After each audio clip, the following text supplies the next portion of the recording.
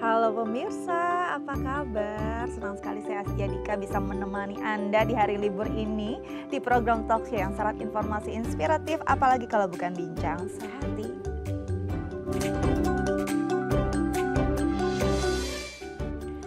Pemirsa bincang sehati, pernah tidak sih Anda merasa pusing tapi itu berputar gitu ya, seperti seluruh area di sekeliling Anda tuh berputar. Kayak abis naik komedi putar begitu ya, kira-kira seperti itulah mungkin ya bagi yang pernah merasakan yang namanya vertigo. Aduh gak enak banget ya, selain rasanya gak nyaman kayaknya kita tuh mau jatuh gitu, dunia kita tuh gak nyaman, gak bisa dipijak dengan aman. Nah rasa ini, sensasi ini pastinya membuat seseorang tidak bisa menjalani kehidupan dengan normal. Nah apa sih yang bisa membuat seseorang merasakan vertigo, dan sebenarnya vertigo itu kondisi seperti apa? Bisa diobati nggak sih? Bisa hilang nggak sih agar tidak dirasakan lagi? Ini akan kita bahas bersama dokter kita hari ini. Tapi sebelum itu kita akan bahas dulu nih beberapa mitos atau fakta seputar sakit kepala. Oke, yang pertama adalah kopi bisa atasi sakit kepala. Nah kalau kita biasanya kan memahami bahwa kopi itu bisa membantu untuk menghilangkan rasa kantuk gitu ya. Tapi katanya dengan meminum kopi, kafein yang di dalamnya bisa membantu kita untuk meringankan atau meredakan rasa sakit kepala. Nah sebenarnya apa sih yang bekerja dari si kafein ini pada kepala kita sehingga meredakan rasa sakit tersebut? Apakah ini fakta atau mitos belaka? Nanti kita akan tanyakan bersama dokter kita. Oke, selanjutnya adalah air hujan bisa bikin sakit kepala gitu ya. Nah apa nih yang membuat air hujan membuat ada rasa tidak nyaman, rasa cekit-cekit di kepala gitu ya. Apa bedanya dengan air biasa sebenarnya? Toh kalau lagi keramas gitu ya kan basah juga kepalanya, nggak sakit kepala gitu ya. Apakah di air hujan ini ada residu atau ada polutan dari udara yang dibawa dan masuk ke kepala kita gitu ya. Mungkin secara rasionalnya seperti itu. Apakah itu penyebabnya atau ini cuma mitos deh sebenarnya ya, nggak ada masalah kok si air hujan itu kena kepala. Itu nanti kita akan tanyakan bersama dokter kita. Oke, selanjutnya adalah jangan sepelekan sakit kepala. Nah, katanya sakit kepala itu hal yang wajar kok. Semua orang pernah merasakan dari anak kecil sampai orang dewasa. Nah, tapi katanya ada yang bilang juga nih bahwa sakit kepala itu merupakan sinyal dari kondisi atau alarm dari gangguan kesehatan pada tubuh kita. Baik itu di kepala ataupun bagian tubuh yang lain gitu ya. Jadi sebenarnya sakit kepala yang tidak boleh disepelekan itu yang seperti apa? Atau seluruh sakit kepala emang nggak boleh loh kita diamkan begitu aja. Nah nanti kita akan tanyakan bersama dokter kita. Oke, selanjutnya adalah tidak semua sakit kepala adalah migrain. Nah, kita kadang-kadang berpikir bahwa migrain itu adalah sakit kepala sebelah gitu ya. Nah, migrain ini sendiri paling sering kayaknya dialami oleh orang-orang yang sering mengeluhkan rasa sakit di kepala. Tapi apa sih bedanya migrain dengan sakit kepala yang lain? Dengan jenis sakit kepala yang lain dan karena faktor yang lain, apakah sebenarnya semua sakit kepala digeneralisasi sebagai migrain? Nah itu yang nanti kita akan tanyakan nih biar kita nggak salah paham gitu ya. Karena pengobatannya dan juga treatmentnya pasti berbeda. Oke, selanjutnya adalah keramas dapat memicu sakit kepala. Nah ini juga bingung nih, kan keramas itu proses untuk membersihkan kepala kita ya, khususnya kulit kepala kita gitu kan. Nah kenapa kok ada yang berpikir bahwa keramas tuh bisa bikin sakit kepala, ini benar atau enggak? Nah itu satu fakta ya, itu yang akan kita tanyakan bersama dokter kita. Oke, jangan kemana-mana, tunggu jawabannya tetap di depan layar TV Anda karena kami akan kembali usai jeda, tetap bersama kami di Bincang Sehati.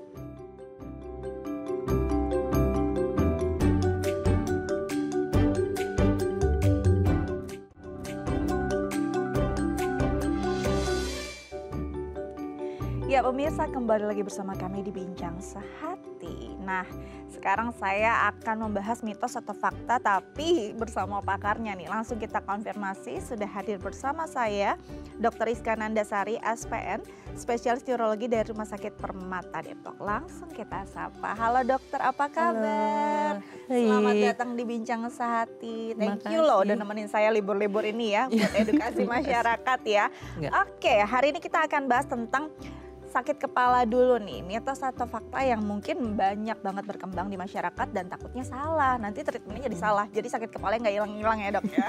Oke, kita bahas satu persatu ya. Yang pertama, mitos atau fakta sih kalau kopi bisa atasi sakit kepala. Untuk sebagian orang ada yang beranggapan kopi tuh sebenarnya cuma masalah ini aja, masalah suges gitu ya. Nggak terlalu berdampak kok, ngilangin ngantuk juga enggak, apalagi sakit kepala. Tapi untuk sebagian orang termasuk saya, kalau lagi migrennya datang, sakit kepala tuh bisa reda dengan kopi. Sebenarnya ini mitos atau suges atau memang benar-benar fakta dok? Baik, sebenarnya bisa mitos bisa fakta ya. Kenapa bisa mitos bisa fakta? Karena kalau misalnya kopi untuk nyeri kepala tipe migrain itu sebenarnya banyak membantu. Kenapa? Karena kalau nyeri kepala tipenya migrain, jadi pembuluh darah di dalam kepala kita itu melebar. Ya, jadi vasodilatasi kalau bahasa kedokterannya. Nah, karena dia melebar ketika kita minum kafein yang ada di dalam kopi, maka dia akan menyempit. Nah, itu yang membuat nyeri kepala akan terasa lebih perbaikan.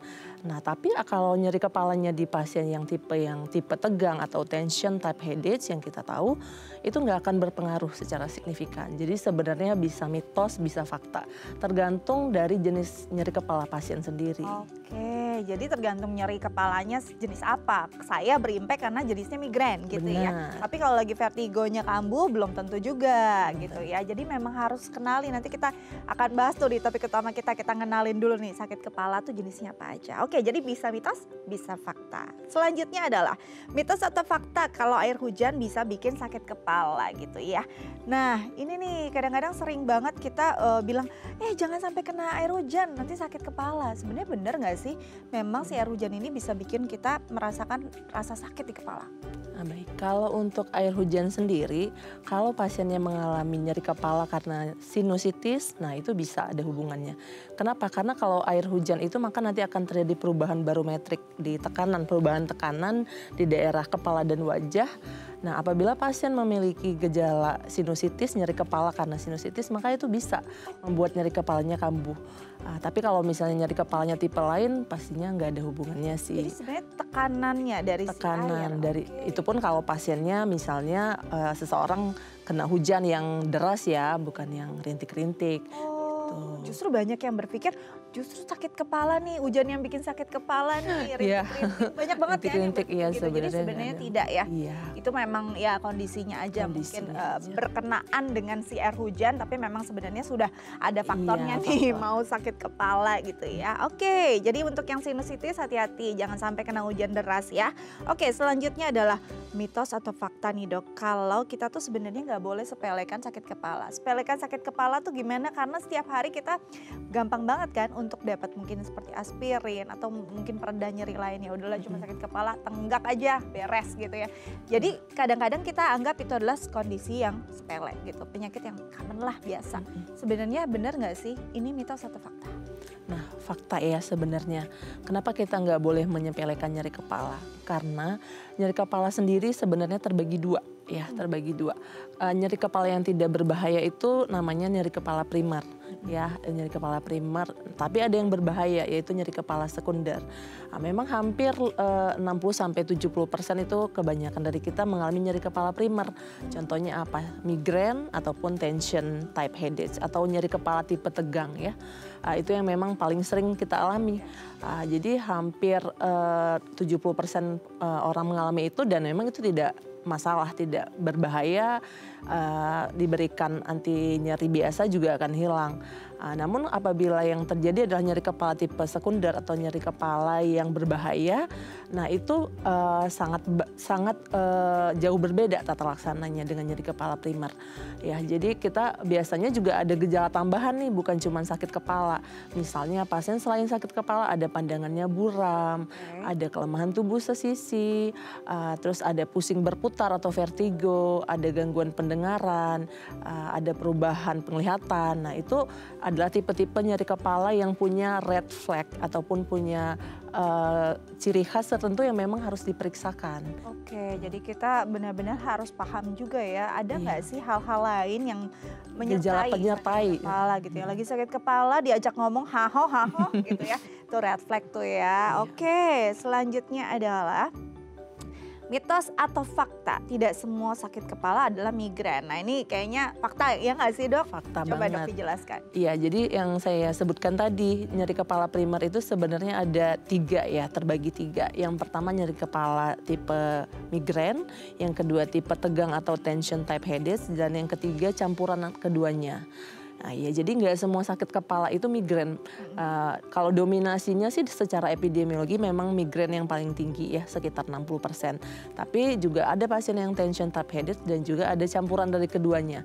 Jadi mungkin kita ada yang dengar pasien sakit kepalanya kadang sebelah kiri, kadang sebelah kanan, kadang-kadang dua-duanya. Nah itu biasanya tipe sakit kepala yang campuran. Campuran ya, jadi benar-benar apa ya, nggak bisa kita generalisasi semua sakit Benar. kepala tuh pasti migrain dan obatnya satu itu aja Iya, enggak ya. benar. Jadi memang harus konsultasi ya dengan dokter Benar. saraf. Oke, selanjutnya adalah mitos atau fakta. Nah ini rada-rada aneh juga sih ya, katanya keramas bisa bikin sakit kepala. Nah keramas yang kayak apa yang bikin sakit kepala ya? Apakah dengan digosoknya terlalu kencang atau gimana tuh dok?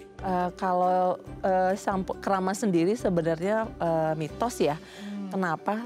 Soalnya kalau keramas itu sebenarnya nggak ada hubungannya dengan nyeri kepala. Tapi mungkin di beberapa orang ada yang alergi sama bahan dari samponya. Nah itu bisa jadi dari penciumannya akan muncul rasa rangsangan sehingga muncul tuh migrainnya. Jadi kan nggak semua orang terbiasa dengan baunya. Misalnya dia sensitif, pasien dengan migrain punya sensitivitas terhadap bau-bau tertentu, maka dia akan kambuh migrainnya. Itu bisa. Jadi mungkin aroma dari si shampoo nggak Aromanya cocok, nggak ada cocok. zat tertentu. Zat tertentu. Atau ya shampoo-nya kemahalan kayaknya Iya, ya. jadi Dok, pusing sakit ya. Kepala jadinya ya. Ganti deh shampoo-nya kemahalan kalau sakit kepala terus ya. Oke, nanti kita akan bahas lebih jauh tentang sakit kepala khususnya vertigo. Tapi kita harus jeda terlebih dahulu ya dok ya. Pemirsa jangan kemana-mana, tetap bersama kami di Bincang Sehati.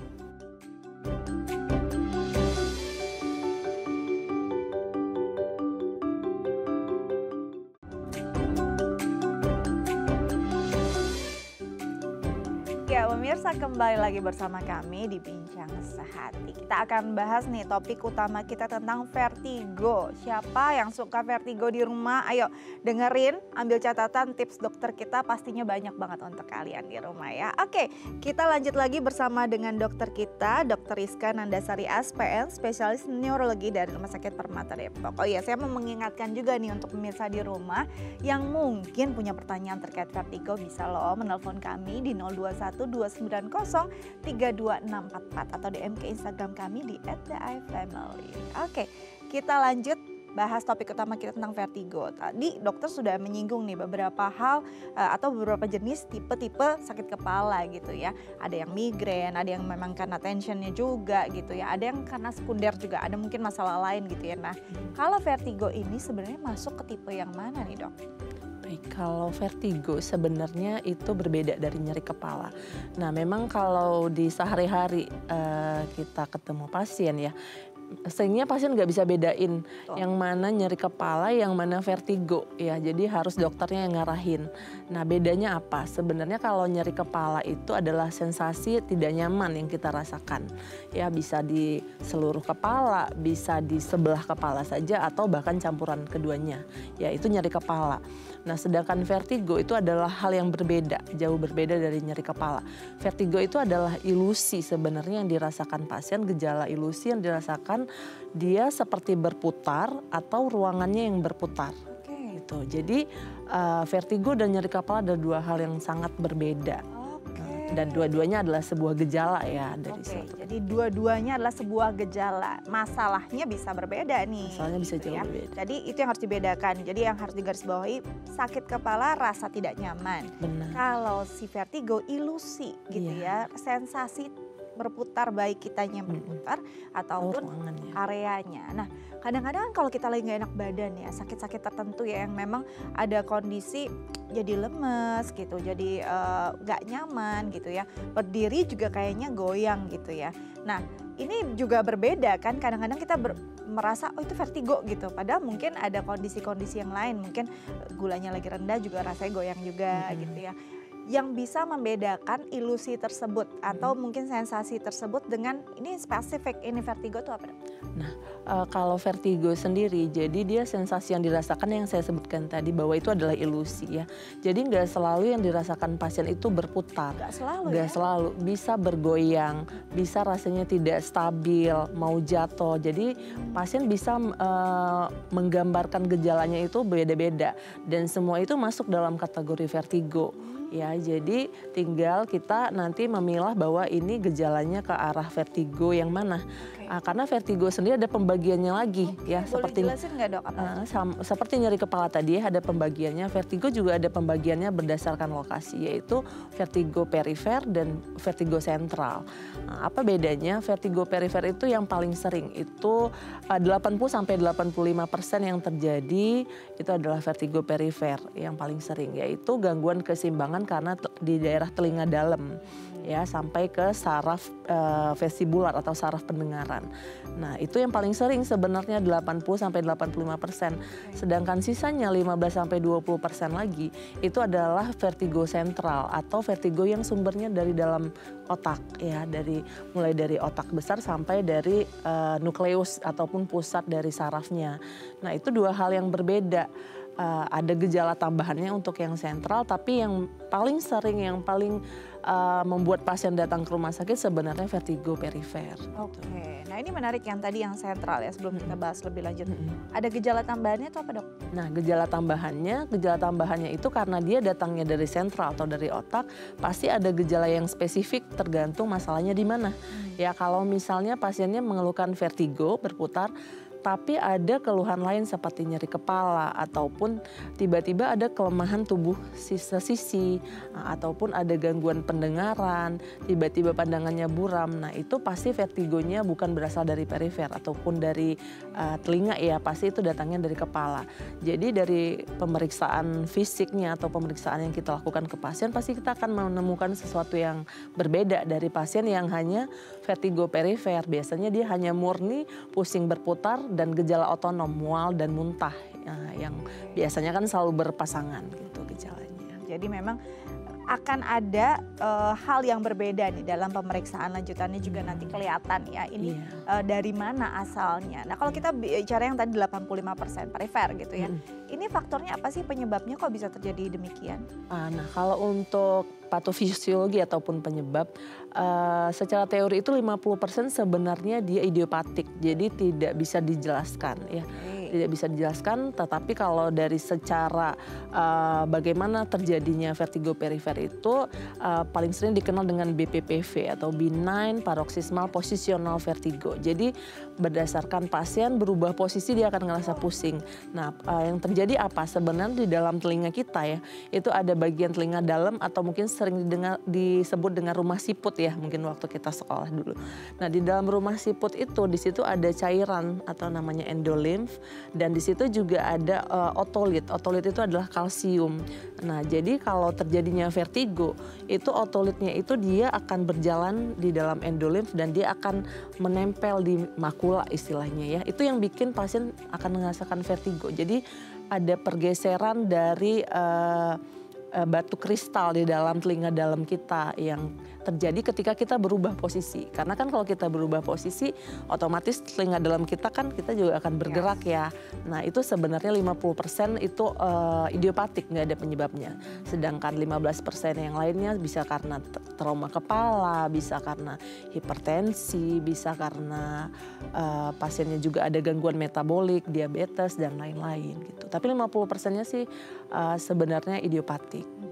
Nah ini kan saat kita tidak melulu kan ya dengan orang kondisi demikian, saat berubah posisi dia langsung vertigo. Ada nggak hal lain yang menyebabkan kondisi seseorang ini, apakah memang kondisi imunnya lagi menurun atau mungkin ada hal-hal lain gitu ya yang menyebabkan saat dia bergerak di saat itulah vertigonya datang? Nah bisa, contohnya pasien lagi demam, ya pasien lagi demam, lagi drop, daya tahan tubuhnya lagi turun. Nah itu dia bisa juga merasakan vertigo. Jadi ketika sistemik kita mengalami masalah itu dia akan mengirimkan sinyal juga ke dalam telinga tengah. Dan itu bisa kita mengeluhkan juga vertigo. Ya dia masuk dalam kategori yang 15% yang bisa disebabkan oleh gangguan sistemik sih. Nah, apa yang harus dilakukan seseorang gitu ya kalau dia memang sudah tahu nih, saya tuh gampang banget nih merasakan sensasi vertigo tadi gitu. Apakah dia harus bergerak dengan pelan-pelan, pakai helm kalau bisa kemana-mana gitu ya. Itu apakah harus seperti itu menjaga kepalanya atau sebenarnya ada hal lain nih yang bisa dilakukan atau mungkin memang sudah ada treatmentnya? Nah kalau untuk gejala vertigo memang sebaiknya sih diperiksakan dulu ke dokter. Ya jadi kita nentuin dulu nih yang saya sebutin tadi kan. Ini karena apa? Vertigo perifer atau sentral. Kalau bukan sentral kan perifer ya. Perifer kita akan nilai lagi. Nanti ada pemeriksaan namanya Dix-Hallpike yang kita kerjain di pasien biasanya buat kita nentuin ini vertigo perifer atau sentral dan perifernya tipenya apa gitu. Nah kalau kita sudah tahu tipenya apa, maka kita akan bisa menyarankan pasien, kita ajarkan untuk melakukan gerakan ataupun namanya manuver sesuai dengan diagnosisnya. Dan itu nanti pasien akan merasakan banyak perbaikan. Bahkan banyak pasien yang sudah tidak konsumsi obat lagi. Jadi hanya saat di awal dia merasakan vertigo, dia minum obat, terus hanya dengan manuver yang dikerjakan di rumah secara rutin, itu bisa membuat rekurensi atau berulangnya vertigo dia menjadi sangat rendah. Jadi memang harus diperiksakan dulu sih. Nah ini nih menarik ya, mungkin masih banyak yang awam ya. Manuver tuh apa sih? Manuver yang dilakukan tuh seperti apa gitu ya. Nah ini kan banyak yang kadang-kadang juga lihat mungkin dari internet gitu, oh salah nih gerakannya kok malah tambah pusing gitu. Bahkan kadang-kadang kalau saya aja udah dijelasin sama dokternya, sama dokter enak, pas di rumah sendiri kok kenapa pusing banget jadinya gitu ya. Akhirnya manja deh ke dokter lagi. Sebenarnya manuvernya itu ada berapa macam sih? Dan jenis-jenis apa yang memang bisa dilakukan dengan manuver? Jadi kalau untuk vertigo perifer sendiri sebenarnya ada 3 macam manuver. Tetapi harus kita sesuaikan dengan diagnosisnya dulu. Ya jadi kalau misalnya diagnosisnya aja belum tegak, terus kita nonton nih di YouTube, ada kan manuver Brendarov, manuver Epley. Kita kerjain sendiri. Akhirnya pasiennya tambah pusing karena memang yang ditujukan itu tujuannya untuk vertigo yang lain. Nah, jadi memang satu kuncinya adalah penegakan diagnosis dulu. Ketika kita sudah benar diagnosisnya, maka begitu kita sarankan pasien, kita ajarkan pasien, biasanya kalau kita di rumah sakit kita ajarkan, kita berikan video, kita berikan juga leaflet gitu. Nanti pasien akan mengulang di rumah, itu biasanya kalau diagnosisnya sesuai, pasien yang mengerjakannya juga waktu kita ajarkan bisa paham ya, itu biasanya akan jauh lebih perbaikan, jarang terjadi rekurensi pada pasien. Biasanya seperti itu. Nah, dalam kondisi demikian, boleh nggak sih misalnya sudah dapat nih treatmentnya, dari dokter sudah ada tegak diagnosanya. Saat melakukan manuver tersebut, apakah tunggu dalam kondisi lebih stabil atau dalam kondisi yang sangat vertigo tadi itu boleh dilakukan? Kadang-kadang aduh gimana mau manuver, ini aja udah pusing banget dok gitu. Nah kalau itu sih memang harus, kalau misalnya lagi pusing banget kan nggak mungkin ya kita tiba-tiba manuver miring kiri, miring kanan, kayaknya ya pastinya jatuh ya, karena buka mata aja udah susah biasanya. Nah biasanya kita selalu membekali pasien dengan obat dulu nih. Jadi kalau misalnya vertigonya lagi kambuh, ada obat yang namanya untuk menghilangkan atau sifatnya itu abortif ya. Jadi menghilangkan vertigonya yang sifatnya masih berat, kita turunkan dulu. Nah ketika pasien udah merasa lebih enakan, baru boleh mengerjakan manuver. Jadi jangan lagi pusing banget, tiba-tiba buka YouTube terus ngerjain. Ya itu bahkan bisa jatuh ya pasiennya juga, bahkan bisa berbahaya dan menyebabkan cedera yang lainnya. Jadi memang benar-benar harus sesuai dengan indikasinya, sesuai dengan instruksi dan bagaimana dokternya menjelaskan ke pasiennya. Oke, boleh nggak dilakukan secara rutin walaupun kondisinya lagi nggak datang nih sensasinya? Nah biasanya kita akan evaluasi lagi di pasien. Misalnya ada pasien datang vertigo ya, BPPV. Setelah mengerjakan manuver beberapa kali dia sudah oke, udah baikan. Biasanya sih akan kita stop. Oh, Gitu. I see. Jadi memang harus benar-benar lewat konsultasi dokter. Jangan bikin manuver-manuver sendiri gitu ya. Iya. Yang ada nanti tambah pusing, Tambah jatuh pusing. lebih berbahaya. Iya benar. Dok, kalau bicara tentang vertigo, sebenarnya sensasi ini tanpa ada cedera yang lain, itu sebenarnya berbahaya nggak sih? Vertigo sendiri sebenarnya kalau yang tipe perifer yang paling sering terjadi itu sebenarnya tidak berbahaya karena penyebabnya sendiri saja bahkan idiopatik ya, tidak bisa dijelaskan. Nah itu kalau BPPV kita bisa menterapi pasiennya dengan baik maka itu akan terjadi kesembuhan. Ada rekurensi namun bisa kita sembuhkan lagi. Jadi kalau tipenya perifer tidak berbahaya, namun dengan tanda kutip ya kalau tipe sentral yang disertai dengan gejala lain itu pastinya ada sesuatu yang lain seperti contohnya bisa pada pasien stroke, pada pasien tumor otak, pada pasien misalnya dengan myasthenia gravis, dengan mielitis macam-macam ya diagnosis yang mungkin disertai dengan gejala vertigo. Jadi sebelum kita memutuskan apa yang mau kita kerjakan di rumah, konsultasikan dulu ke dokter. Jadi kalau udah aman baru kerjakan. Jadi kalau memang itu sebabnya perifer tidak terlalu berbahaya selama treatmentnya bagus, bisa bahkan remisi si obatnya ya, dan itu juga bisa merasakan lebih nyaman lagi dan bisa kambuh nggak sih tapi dok kalau kayak gitu?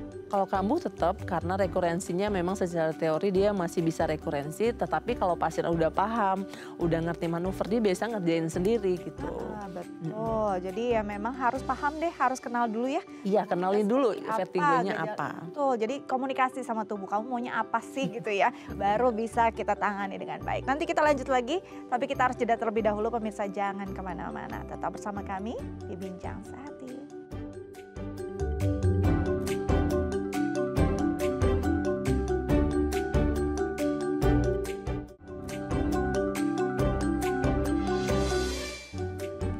Baik pemirsa, kembali lagi bersama kami di Bincang Sehati, masih membahas tentang vertigo. Dan bagi pemirsa di rumah yang mungkin punya pertanyaan terkait tema kita hari ini, bisa menelpon kami di 0212903264 atau DM ke Instagram kami di @theifamily. Kita lanjut lagi bersama dengan Dr. Rizka Nandasari SPN, spesialis neurologi dari Rumah Sakit Permata Depok. Oke, kita bicara tentang vertigo, tadi ada yang perifer, ada yang dari sentral gitu ya. Ada kondisi-kondisi yang memang bisa berbahaya kalau memang kita diamkan aja, apalagi kalau kita nggak konsultasi sama dokter ya. Nah ini ada juga beberapa hal yang harus bisa kita bedakan. Kadang-kadang orang yang anemia juga bisa merasakan sensasi goyang gitu di kepalanya. Ada perbedaan yang signifikan nggak sih dengan kondisi demikian dok? Nah kalau anemia masuk dalam kategori vertigo perifer juga ya. Oh, I see. Jadi kalau pada pasien anemia itu sebenarnya kan masalahnya adalah HB-nya yang rendah ya. HB-nya biasanya di bawah angka 11. Nah HB itu sendiri kan fungsinya adalah membawa oksigen di dalam darah. Nah ketika oksigen di dalam darah kita itu tidak tercukupi yang alirannya ke otak, karena kan otak kita cuma butuh 2, cuma butuh oksigen sama glukosa, yang lainnya udah nggak butuh. Ya jadi ketika otak kita kekurangan oksigen, maka dia akan menyebabkan gejala ya. Salah satunya apa yang paling sering vertigo. Nah itu, tapi dia masih masuk dalam kategori perifer, bukan masuk kategori sentral. Karena kalau dari secara patofisiologi ataupun dari secara gambaran di otaknya dia nggak akan ketemu masalah. Misalnya contohnya kita lakukan MRI atau CT scan pada pasien anemia ya kita nggak ketemu apa-apa. Tapi pasiennya vertigo. Jadi vertigo pada anemia itu masuk kategori ke vertigo perifer sebenarnya. Dengan minum, ada kan kalau anemia ada iya tertentu ada lah ya, ada tertentu obat-obatnya. gitu ya. Dengan minum yang memang untuk anemia akankah menghilangkan si vertigo atau memang vertigonya perlu treatment khusus walaupun dia pasien anemia? Nah kalau itu biasanya tergantung berat ringannya vertigonya. Ada pasien yang begitu anemia perbaikan, maka vertigonya akan hilang dengan spontan. Nah, tapi kalau pada pasien yang anemianya sudah perbaikan, sudah diperbaiki tapi masih ada vertigo, baru kita lakukan treatment. Tapi biasanya kalau di awal-awal pada saat sangat masih pusing, itu kita akan berikan treatment dulu untuk vertigonya. Kalau misalnya sudah oke, anemia juga oke, biasanya kita nggak lanjutin terapinya. Oke, jadi memang tergantung ya kondisi. Iya, kondisi Ini ada basic. kaitannya nggak sih dengan gender? Apakah orang perempuan akan lebih sering nih mengalami vertigo gitu ya dibandingkan laki-laki? Kan banyak kita dengar kalau perempuan gitu ya, apalagi kalau katanya berkaitan juga kalau lagi haid kayaknya sering banget yang vertigo. Sebenarnya ada kaitan gender nggak sih untuk kondisi ini? Kalau secara teori ada ya, jadi memang secara teori itu perempuan 2 kali lebih sering dari laki-laki. Faktornya sih diperkirakan karena hormonal. Tapi sampai sekarang untuk penelitian lebih detail kenapa perempuan bisa lebih banyak itu sih belum dilakukan. Tapi secara epidemiologi kita ketahui bahwa perempuan lebih sering mengalami vertigo dibandingkan laki-laki. Oke, jadi memang ada nih, walaupun belum bisa benar-benar penelitiannya valid gitu ya, benar-benar apa sih yang jadi masalah, apakah si hormon ini memang membuat vertigo itu sensasinya lebih banyak dialami oleh perempuan, tapi memang pada kenyataannya di lapangan banyak yang kayak Perempuan lebih banyak.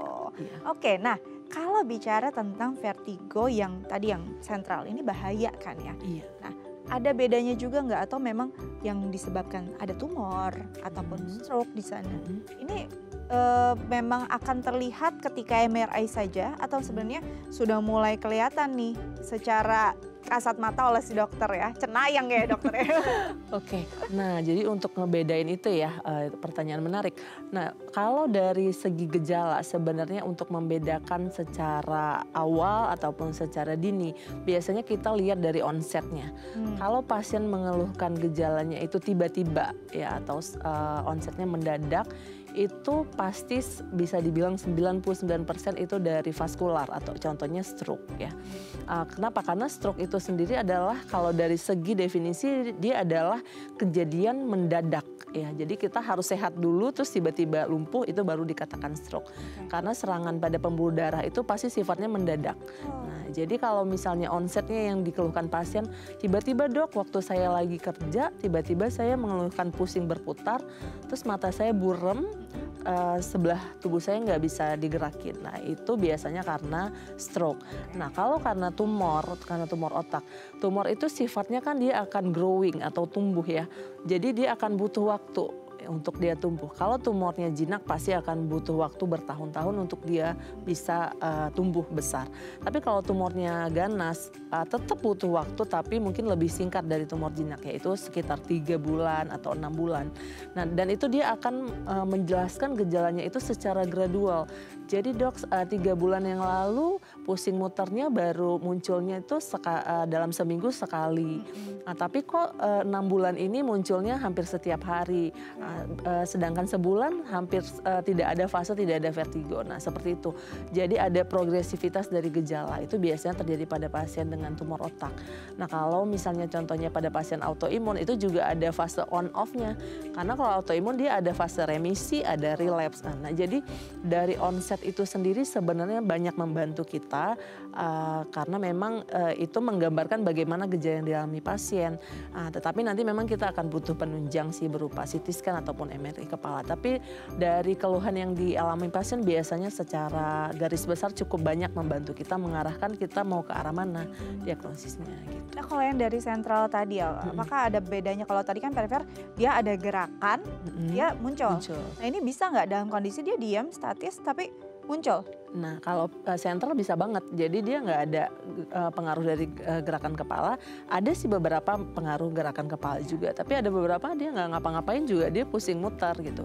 Dia tidur, dia duduk itu juga pusing berputar karena memang ada sesuatu di dalam kepalanya yang kalau tumor kan dia tetap di situ tumornya, jadi nggak akan pindah kemana-mana gitu. Nah ini yang menarik nih, kan jadi bikin deg-degan ya katanya kalau misalnya udah di CT, udah di MRI nggak kelihatan apa-apa kok, tapi memang ada yang bilang tumor tuh nggak bisa langsung gampang aja gitu kelihatan. Nah, kan deg-degan gitu kayak benar nggak sih kayak gitu?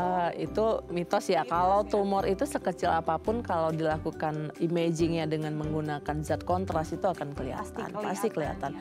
Kalau vaskular ataupun stroke juga gitu kita imaging asalkan pemilihan imagingnya benar itu akan kelihatan. Jadi tenang, kalau memang hasilnya nggak ada apa-apa, ya insya Allah ya nggak Insya ada Allah. apa-apa selama terus menjaga polanya gitu Boleh. ya. Nah kalau yang tadi nih, dari stroke gitu ya, jadi saat dia serangan stroke dan dia akhirnya jadi pasien yang memang harus lawan gitu ya stroke-nya. Itu berarti harus terus bergumul dengan si vertigo itu kah selama dia terapi stroke-nya? Nah, kalau misalnya pada pasien vertigo dalam kasus stroke, biasanya dalam 24 jam pertama atau 48 jam pertama dia akan mengeluhkan pusing berputar banget. Tapi ketika kita mengobati stroke-nya ya, karena kan tergantung lagi nih stroke-nya sumbatan kah atau perdarahan kah. Saat kita sudah mentreat ataupun menterapi si stroke-nya, biasanya gejalanya akan ikut perbaikan seiring dengan stroke-nya juga kita obatin. Jadi memang penting sekali penyebabnya kita obatin dulu, karena balik lagi seperti yang saya sebutkan bahwa vertigo itu gejala loh. Jadi dia bukan diagnosis yang berdiri sendiri. Nah, jadi ketika kita bisa mendiagnosis pasien dengan benar, maka vertigonya akan ikut perbaikan kalau itu memang bagian dari penyakit tersebut gitu. Oke, jadi gejala ini tuh kayak alarm ya. Iya, Sensasi ini kayak bel gitu, hey ada tamu nih di badan kamu tapi tamu nggak diundang yang tidak diinginkan. Berarti memang yang tadi benar ya dok ya, jangan sepelekan apa yang terjadi di kepala kamu. Rasanya apapun itu harus kita waspadai, harus kita istilahnya kita periksakan gitu ya. Jangan cuma disepelekan minum obat terus udah hilang fine-fine aja ya. Oke, sebelum kita lanjut ada pertanyaan lewat Instagram nih dok dari DM dari pemirsa, saya bacakan ya. Dari @permata, wah cocok nih dari Permata Depok, dari @permata ya. Pagi dok, sudah 3 hari belakangan ini kepala saya rasanya keliengan, kayak gempa. Apalagi kalau pas habis duduk mau berdiri. Kira-kira ini vertigo bukan ya dok? Bagaimana cara mengatasinya? Terima kasih. Nah ini nih, keliengan itu kan sering banget ya di label gitu sama orang, dijadikan satu apa ya, tanda untuk menggambarkan apa yang terjadi pada seseorang. Keliengan ini lalu rasanya kayak gempa, itu benar nggak sih itu vertigo atau gimana? Caranya gimana nih untuk mengatasinya? Dan kita juga nggak tahu ya Mbak Permata ini kondisinya lagi turun kah imunnya atau gimana? Silakan dok. Kalau dari keluhan yang disebutkan tadi itu adalah gejala vertigo memang ya. Seperti tadi kan kita sebutkan bahwa nggak harus berputar. Bisa keliengan, bisa bergoyang, bisa rasa gempa, bisa rasanya mau jatuh, nggak ada keseimbangan. Itu macam-macam biasanya bahasa pasien. Kalau misalnya ada keluhan seperti ini memang kita harus periksain dulu ada keluhan lain nggak gitu ya. Jadi mungkin harus ke rumah sakit dulu, periksakan dulu.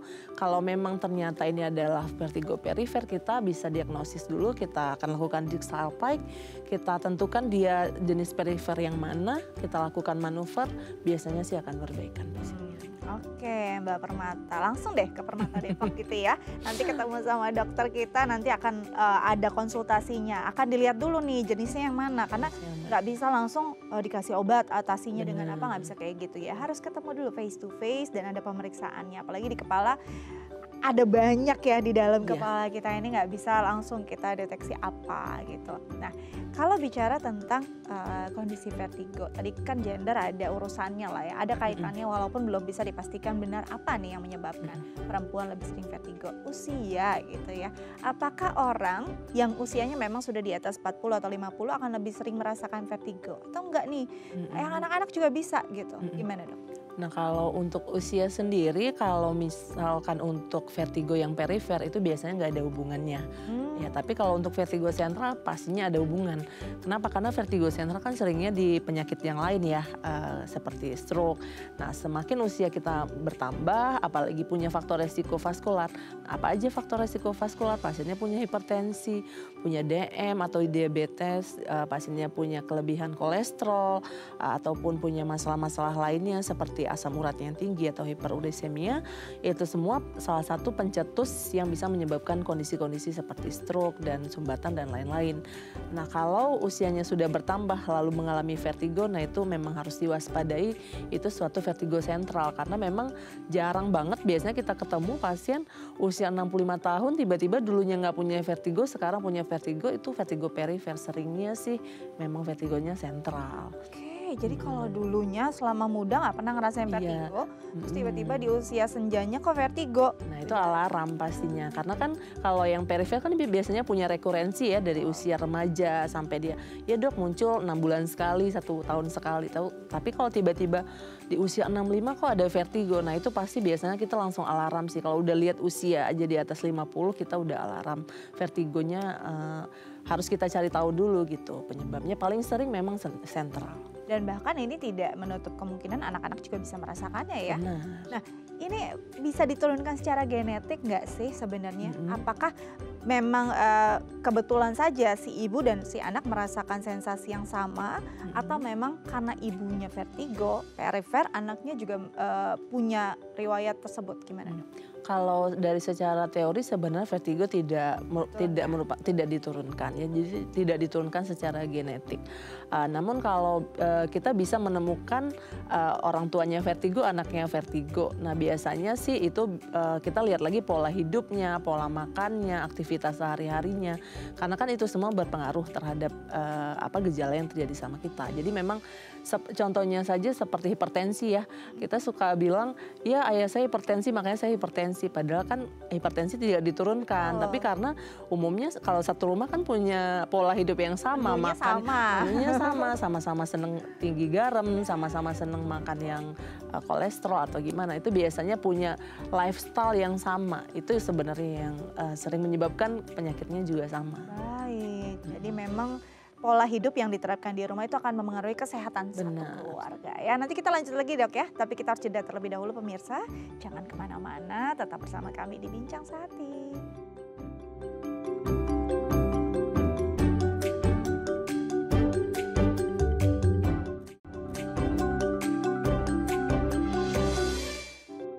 Ya pemirsa, kembali lagi bersama kami di Bincang Sehati, masih membahas tentang vertigo dan masih bersama dengan dokter kita, Dr. Iska Nandasari SPN Spesialis Neurologi dari Rumah Sakit Permata Depok.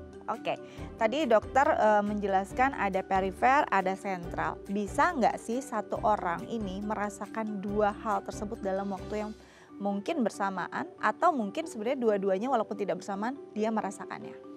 Biasanya sih enggak ya. Kalau vertigo itu kalau yang dialami perifer maka gejalanya gejala perifer, kalau sentral akan mengalami gejala sentral. Namun kalau misalnya contohnya ada pasien yang udah punya BPPV bertahun-tahun, terus tiba-tiba seiring usianya bertambah, tiba-tiba di usia 60 tahun dia tiba-tiba kena serangan stroke, kan otomatis dia akan mengalami vertigo yang sentral ya. Nah biasanya kita akan tanya, ini sama nggak ya dengan keluhan yang sebelumnya? Biasanya dia akan sebutkan, kalau yang biasanya saya alamin kan kalau kepala saya digerakin aja ya dok, pusingnya muncul ataupun lagi perubahan posisi. Tapi kok sekarang saya sakit kepala iya, pusing iya, pandangannya buram iya, telinga berdenging iya. Nah itu gejala-gejala tambahan yang berbeda dari yang sebelumnya, itu yang bisa jadi key ataupun dari kunci kita untuk mendiagnosis. Tapi itu kan nggak banyak ya kasus yang seperti itu gitu. Jadi ya kalau memang kondisinya ada tadi ada secara perifer ada, dan pola hidupnya nggak benar juga, timbul deh masalah lain. Iya. Ini masalah yang tidak berkaitan, bukan karena perifernya gitu iya. ya. Atau mungkin di usia senjanya kena stroke gitu. Iya, Jangan sampai terjadi ya.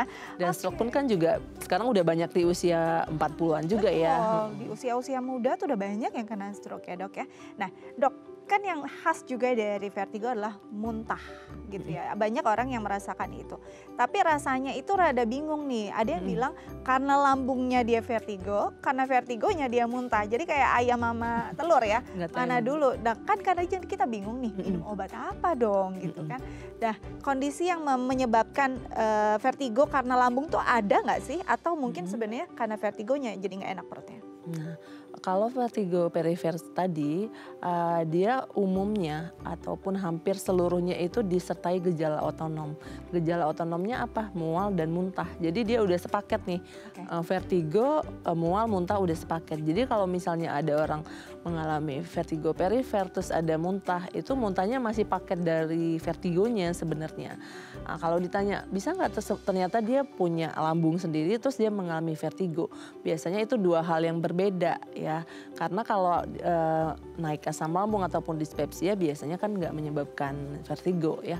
Jadi vertigonya sendiri, dispepsianya sendiri itu juga bisa. Jadi tergantung kasus yang kita dapatkan dan dari anamnesis, dari keluhan yang dirasakan pasien kita akan bisa membedakan biasanya sih begitu. Jadi banyak yang berpikir, oh ini lambungnya, minum aja obat lambung terus. Padahal enggak ya, bisa jadi karena ya tadi vertigonya yang menyebabkan mual dan muntah. Tapi boleh nggak ya dok, dalam kondisi demikian, kan udah nggak tahan ya mualnya, minum obat pereda mual, it's okay? It's okay, nggak ada masalah. Karena itu kan simptom, jadi kita untuk mengurangi gejalanya. Kalau untuk mengurangi simptom saya nggak apa-apa ya, tapi jangan berpikir, oh ini lambung saya ada masalah nih, nggak juga ya. Itu benar-benar harus ke dokter deh ya. Nah, pengennya sih kita nggak merasakan hal tersebut. Kalau bisa kita cegah gitu ya. Nah, ada nggak sih hal-hal yang memang bisa mencegahnya agar kita tidak merasakan tadi si vertigo? Iya, kalau untuk vertigo sendiri sebenarnya banyak yang bisa kita lakukan untuk mencegah. Salah satunya adalah lifestyle. Kita tidak merokok, maksudnya kita menjaga pola makan kita ya, tidak makan makanan yang tinggi kolesterol, dietnya juga tidak tinggi garam. Itu pastinya akan melindungi kita dari segala macam penyakit sebenarnya, bukan cuma vertigo, tapi salah satunya vertigo. Dan juga kita juga selain untuk mencegah vertigo yang perifer juga yang sentral ya, dengan kita jaga pola hidup tentunya vertigo sentral kita bisa tidak merasakan. Jadi memang benar-benar kalau vertigo sentral karena penyebabnya juga macam-macam seperti stroke itu ya harus dimulai dari pola hidup yang sehat tentunya ya, dari usia muda sampai tua. Ada makanan atau vitamin yang memang bisa membantu gitu ya, secara alami lah ya, tidak secara mungkin kalau obat-obatan ya pasti dokter lah yang harus memberikan arahan gitu. Makanan-makanan yang mungkin bisa membantu kita lebih prima agar tidak vertigo sering kambuh?